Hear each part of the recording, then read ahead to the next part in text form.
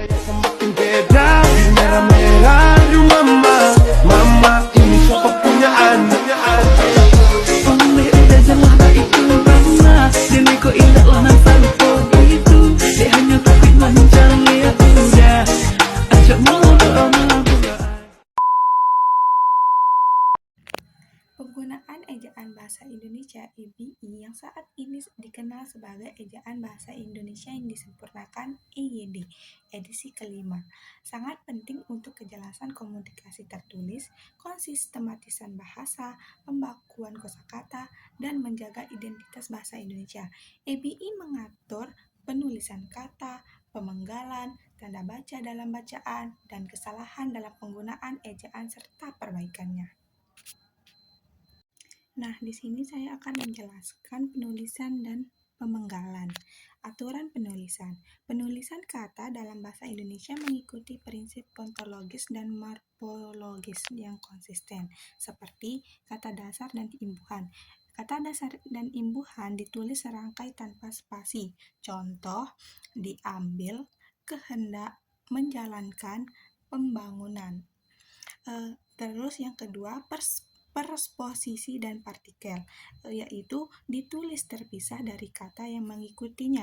Contoh, di rumah, ke pasar, dari sekolah, untuk bangsa.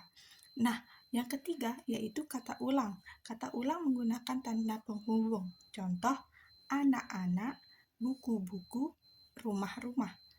Nah, yang keempat, kata majemuk.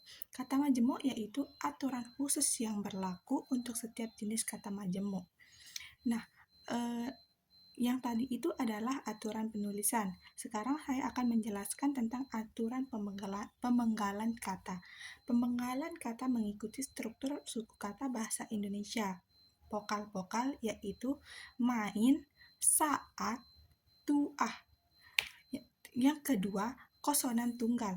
Bapak, makan, satu.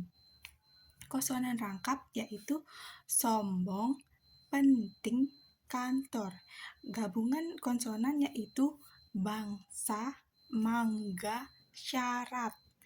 Pembengkalan yang tepat penting untuk estetika penulisan dan kemudahan membaca, terutama dalam media cetak dan digital.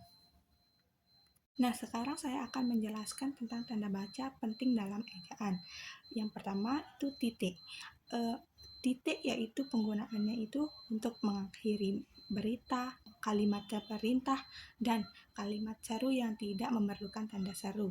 Juga digunakan dalam singkatan seperti dan lain-lain, dan sebagai berikut, dan nama gelar seperti S.PD, titik, koma, M.A, titik.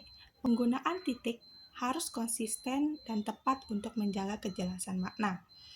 Yang kedua, tanda hubung. Tanda hubung digunakan untuk kata ulang seperti anak-anak, kata majemuk tertentu seperti mahakarya, dan pemenggalan kata di akhir baris juga untuk menggabungkan angka dengan kata tahun 1980 tanda hubung an, dan dalam penulisan tanggal yaitu 17 tanda hubung 8 tanda hubung 1945. Nah, yang ketiga, koma. Koma yaitu memisahkan unsur-unsur dalam kalimat. Koma seperti subjek yang panjang dari predikat, kalimat setara, dan unsur dalam perincian. Contoh, ayah, ibu, dan adik pergi ke pasar. Koma juga digunakan untuk memisahkan keterangan tempat dan waktu. Yang keempat, tanda petik. Mengapit kutipan langsung, judul karya tulis pendek, dan kata atau istilah khusus yang mendapat penekanan. Contoh, Presiden berkata, Indonesia merdeka. Penggunaan tanda petik harus sesuai dengan konteks dan konsisten. Penggunaan tanda baca yang tepat mencerminkan tingkat literasi dalam profesionalitas dalam penulisan. Setiap tanda baca memiliki fungsi spesifik yang tidak dapat digantikan oleh tanda baca lain. Contoh kesalahan umum serta perbaikannya. Dalam penggunaan sehari-hari, sering terjadi kesalahan ejaan yang disebabkan oleh kurangnya pemahaman tentang aturan dasar atau pengaruh bahasa gaul dan media sosial. Berikut adalah contoh-contoh kesalahan yang sering ditemui beserta perbaikannya. Nah, satu, kesalahan penulisan kata berimbuhan. Yang salah itu diambil, ditulis terpisah. Sedangkan yang benar itu diambil, ditulis serangkai. Kata berimbuhan ditulis serangkai dengan kata dasarnya. Imbuhan harus disambung dengan kata ambil. Nah, yang kedua, kesalahan penulisan kata ulang.